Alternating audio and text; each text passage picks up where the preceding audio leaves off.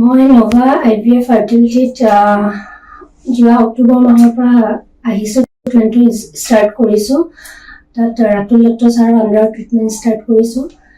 Sir ইমানে frankly মানে যি সোধে আপোনালোকৰ মানে কুৱেশ্যন, কিবা প্ৰব্লেম অসুবিধা থাকিলে চব তেওঁ ধুনীয়াকৈ বুজাই দিয়ে।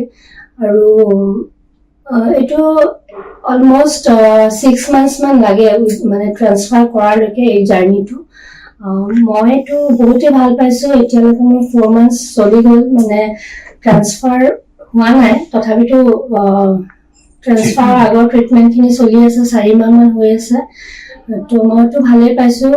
আৰু কিবা প্ৰব্লেম পালে কেতিয়াবা কিছুমান অসুবিধা পোৱা যায়, যিবোৰ মেডিচিন লৈ থাকিলেও মানে অকণমান অসুবিধা পোৱা যায়। সেইবোৰ আমি মানে ষ্টাফক ফোন কৰিলেও তেওঁলোকে বহুত ধুনীয়াকৈ ৰেছপন্স দিয়ে, আৰু তেওঁলোকে নোৱাৰিলেও ডক্টৰক সুধি পিছত হ'লেও বহুত ধুনীয়াকৈ ৰেছপন্স দিয়ে। এইটো মই বহুত ভাল পাইছোঁ। আৰু গোটেই ষ্টাফখিনিয়ে বহুত ফ্ৰেংকলি মানে ট্ৰিট কৰে, বহুত ভাল পাইছে, কোঅপাৰেট কৰে। এইটোৱে আৰু